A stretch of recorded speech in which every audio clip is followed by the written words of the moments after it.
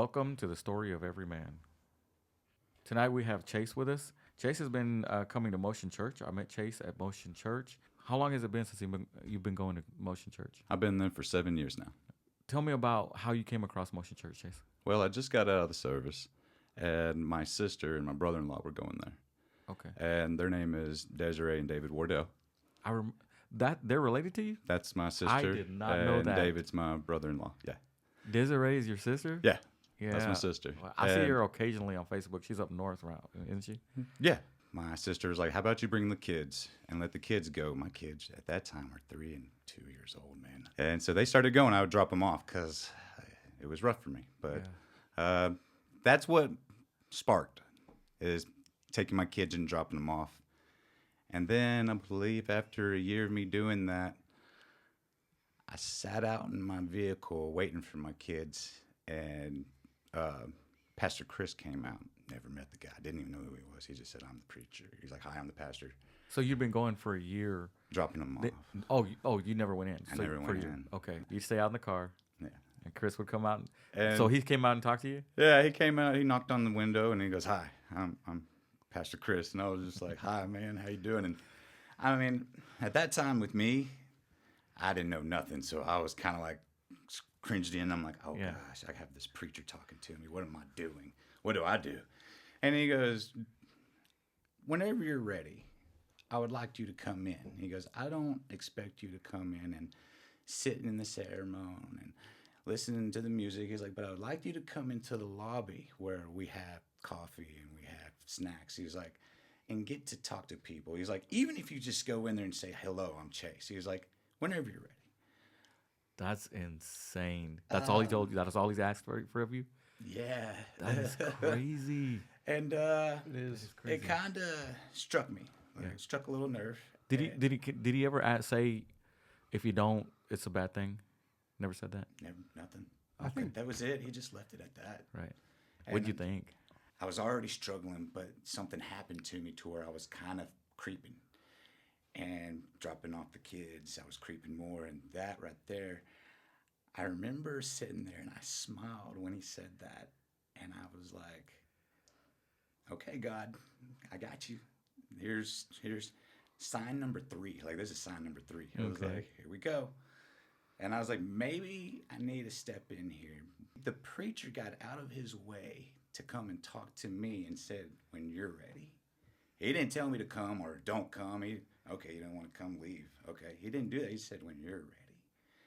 That touched me. It touched me good. The next following weekend, I did. I came in and I sat down on one of the benches, and he talked to me. Chris is amazing that he remembers these things. So the moment you walk in, he's like, okay, we've got him to the next step.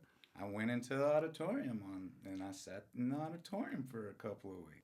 It blew me away, the music, because I've never heard the music like that before, because I was raised Baptist. Okay. So, so that was one thing that caught you off guard. Yeah, and my parents tried to raise me Baptist, but I didn't go to church. I didn't do all that stuff.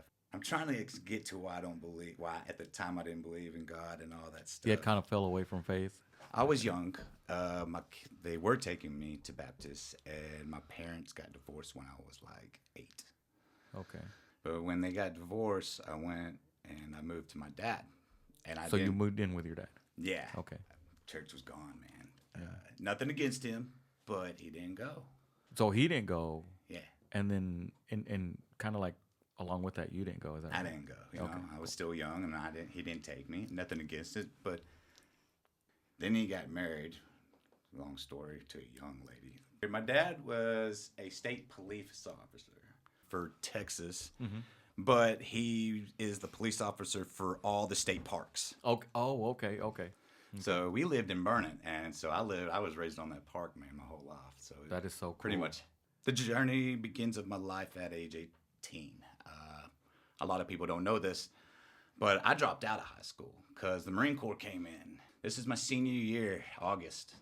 And they're like, you drop out, get your GED, you can jump in. I was like, I could do that? And they're like, yeah. To tell you the truth, I don't know why I wanted to go. But something fed me. Something kept on feeding me to go. So I went, man, and Boot camp began. First week, they looked at me, and they're like, "You religious, boy?" And I was like, "Yeah."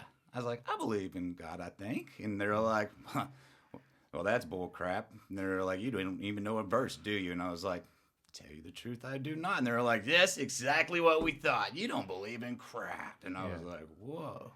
Now you got like you're in a high intensity situation where now you can't talk back. Now you got to do. Yeah, what you're that told. kind of messed me up. Yeah. That kind of messed me up a lot because I did one time talk back. Yeah. And I don't know, Marines will tell you, and I don't know about Army and stuff, but the Marines, they got that bill.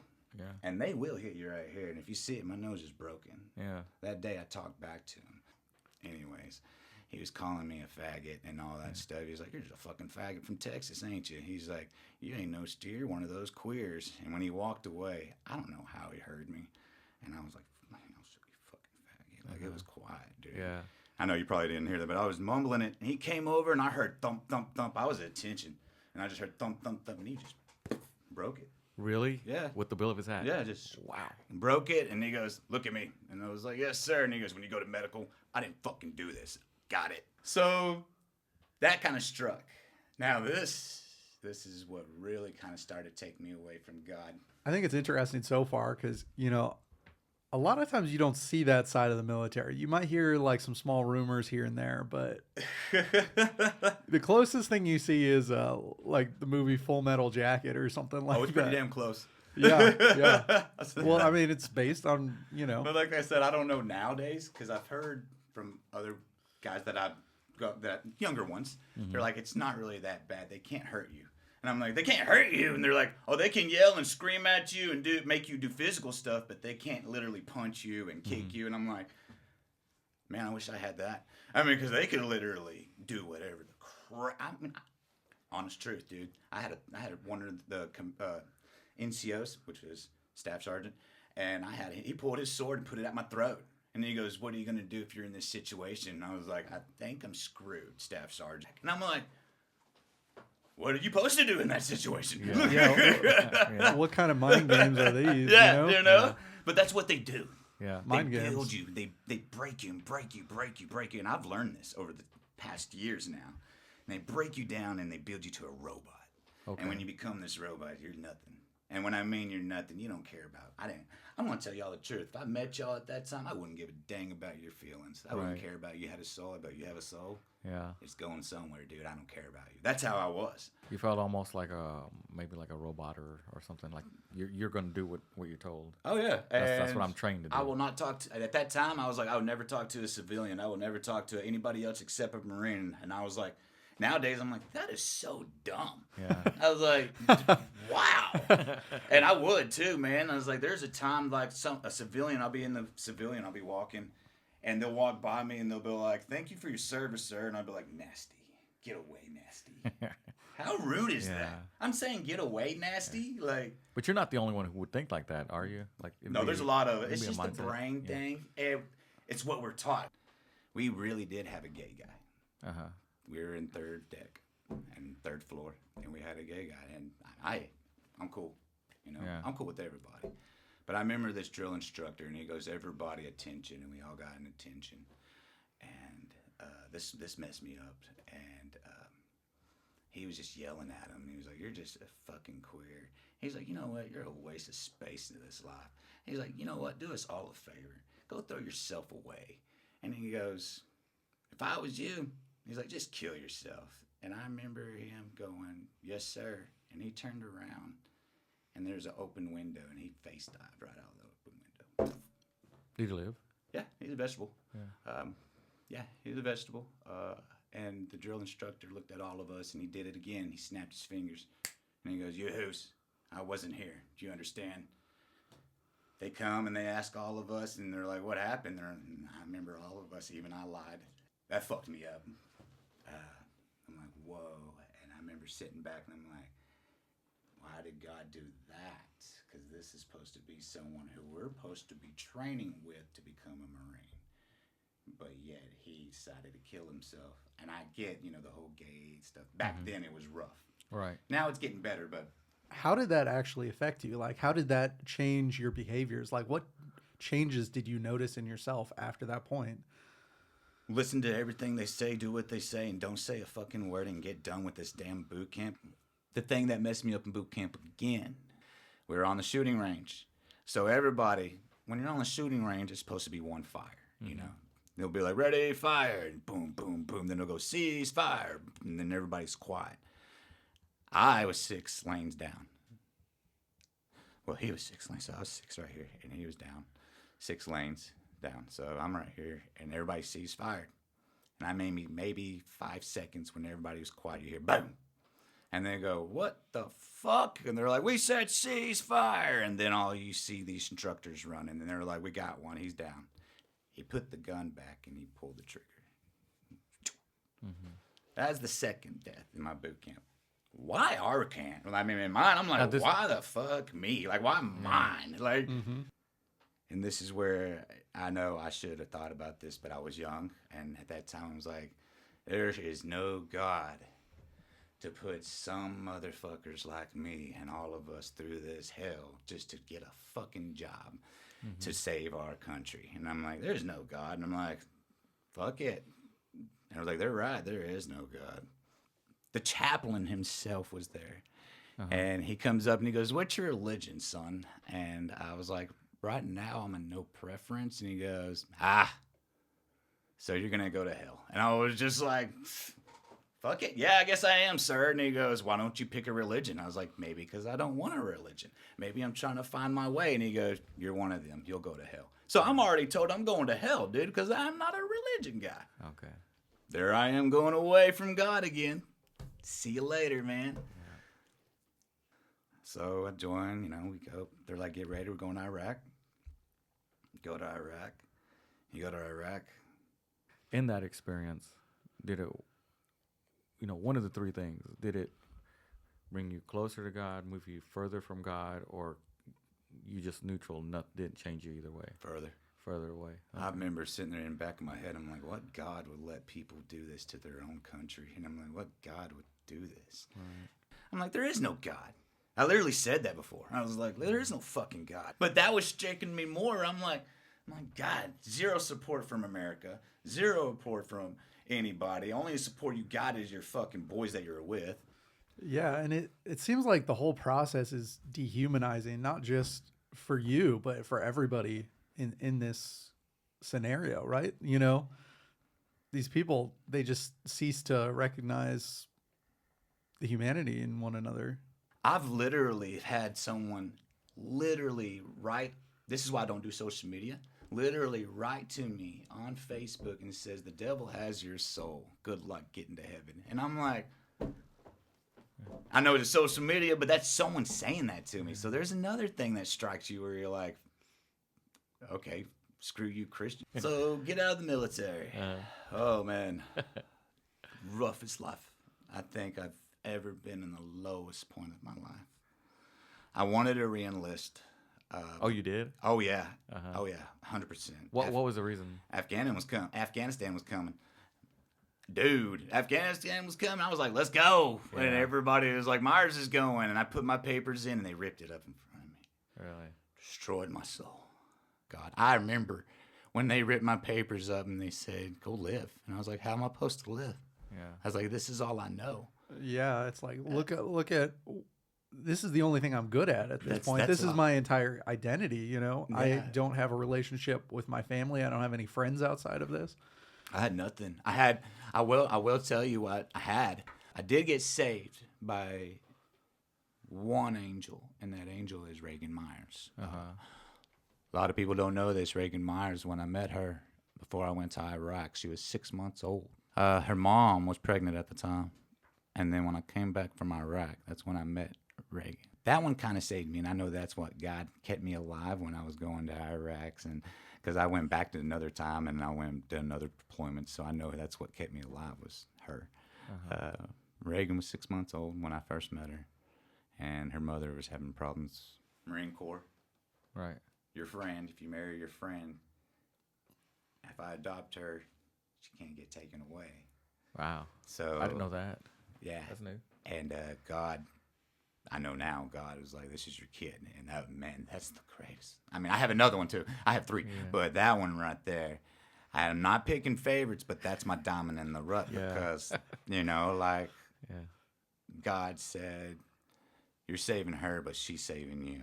So I see kind of a struggle here. Like being in the Marine Corps, you have this life that that's who you are, and you have the civilian life that it's a child that you're really That was part of it too. yeah. So now you got to go back and figure out how do I be a family man? How do I be a dad? Yeah. And And this is that the was first time. This is hard. your first time at fatherhood. Is that right? Yeah. Okay. And I was I was 18 too. I tell you, man, Misty came too. That was a blessing.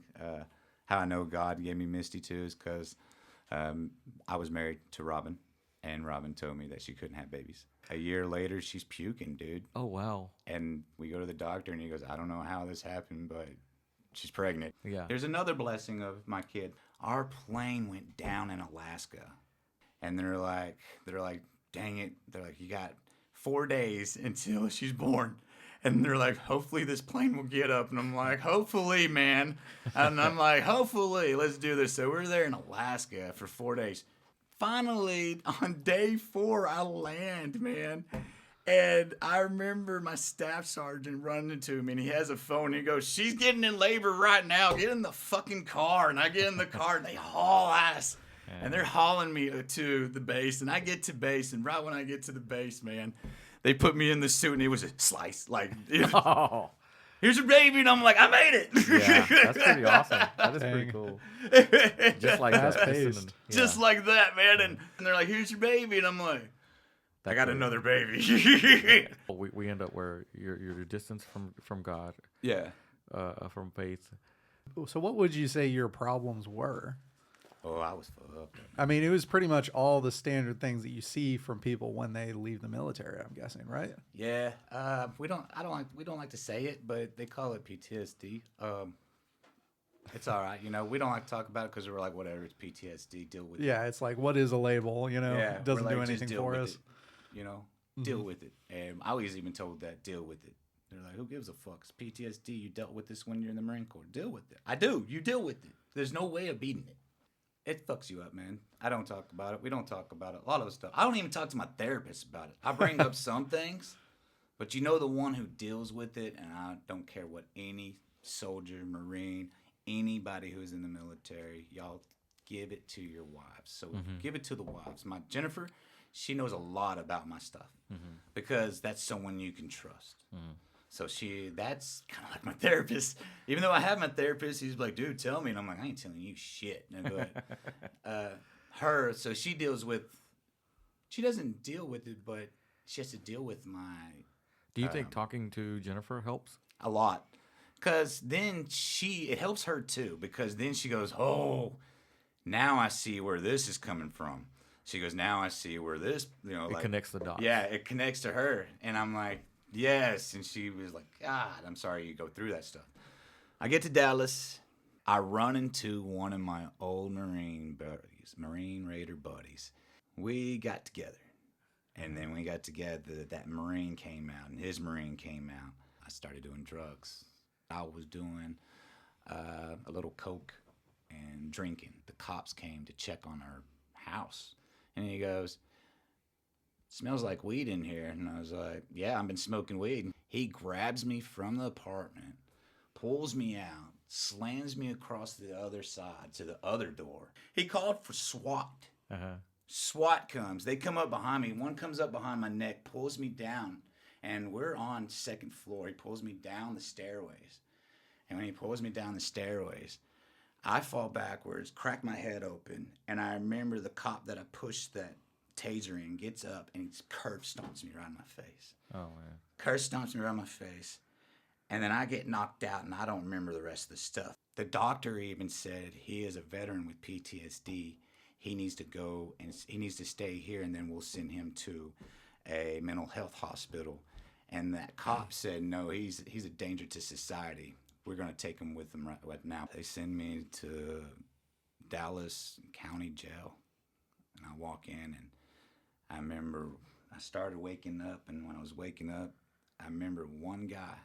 And that guy helped me on this too. And I think he knew what he was doing. Because he was like, Marine. He goes, "What are you doing here?" And I looked at him. At the hospital or where? No, this is when we're in jail now. Okay, I'm in you jail. were in jail. So they take me out of the hospital. I'm in jail, and I'm waking up in jail now. I'm coming to. And I remember this other police officer comes in front of me, and he goes, "Chase Myers," and he's flipping through it, and he goes, "Corporal Myers, you're a Marine?" And I went, "Yes, sir, I am." And he goes, "What the fuck you doing here?" And I looked at him, and I was like, "I'm wrongfully accused. I'm not supposed to be here." I was like, "I was beaten brutally." I was like, "I'm not supposed to be here." And he read it, and he goes, "You've never even had anything on your profile." And I was like, "No, sir." And he goes, "I'm a Marine. I got you." He put me in this cell, and I remember walking in this cell, and I'm like, "Oh man, I'm fresh meat." Right. And I remember walking in this cell, and I remember sitting down in this OG, and I mean OG, and I know he did it on purpose.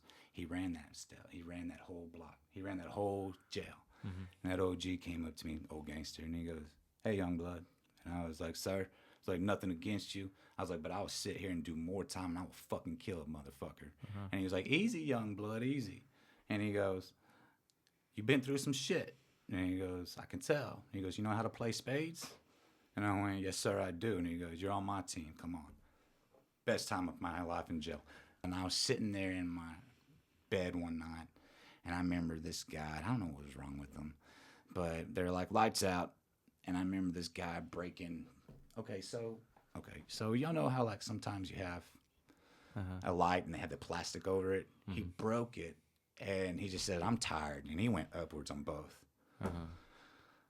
We watched him just bleed out, and I watched him bleed out, and I was just like, "Why?" Like, we're all like yelling at the security guard, and we're like, "Dude, like, this guy killed him." They come in there and I get away, and he bled out.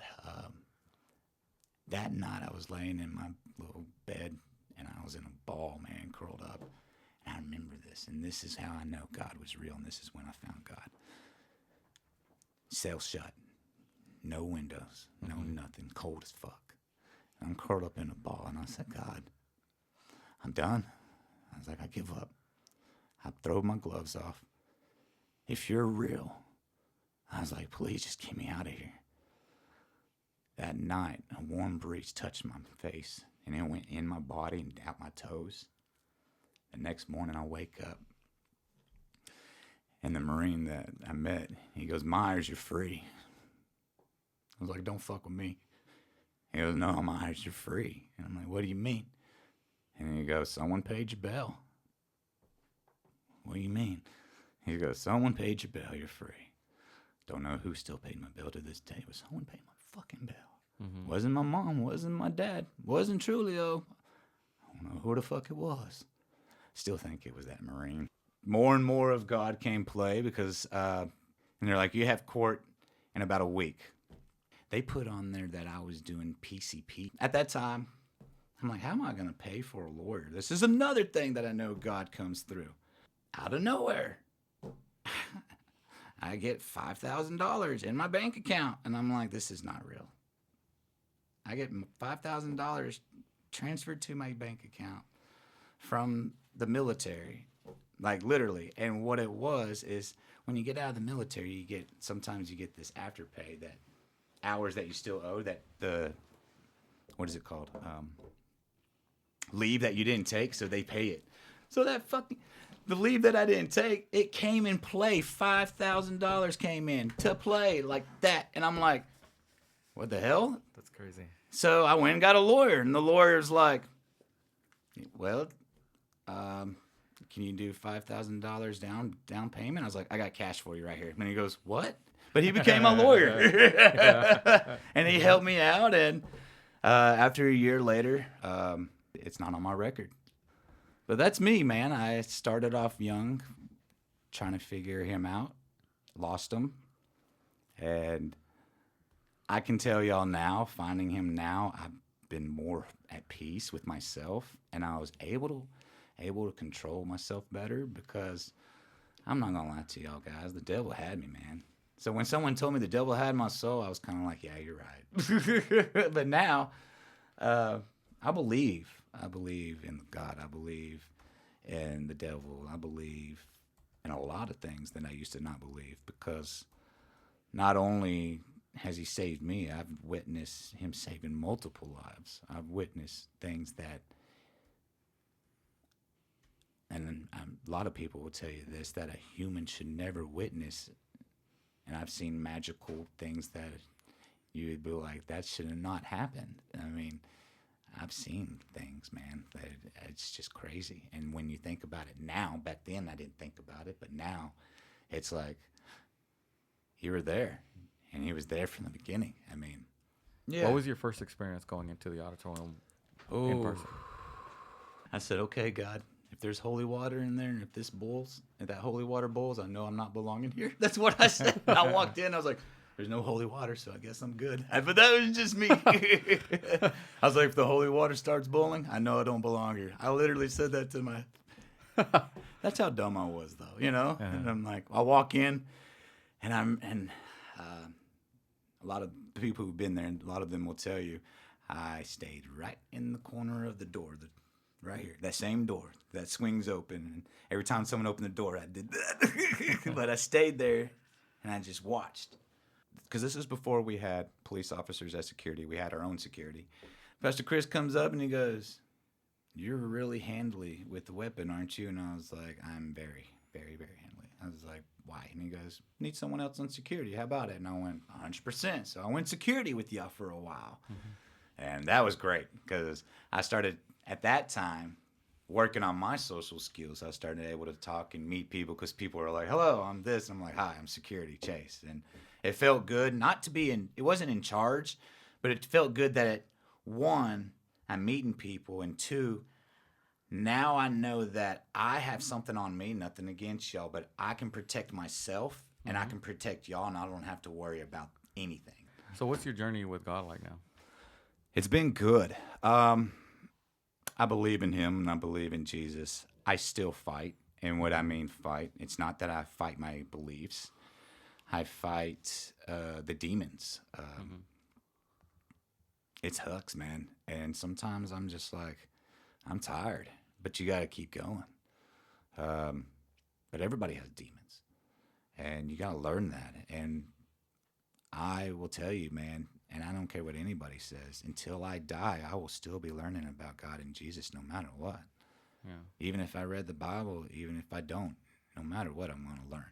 Because he does things every day, and he puts people in your life every day. He teaches you every day.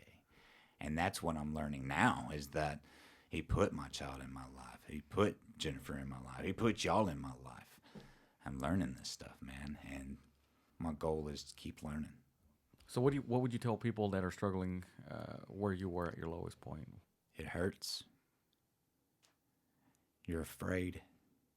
You don't know what people would think of you. You don't know what God would think of you. You think automatically you go in, you're judged. Well, I'm here to tell you, you got to find the right church. You got to find the right people. You have to find your place. And when you find your place, God will start working with you, because those people and that temple will build.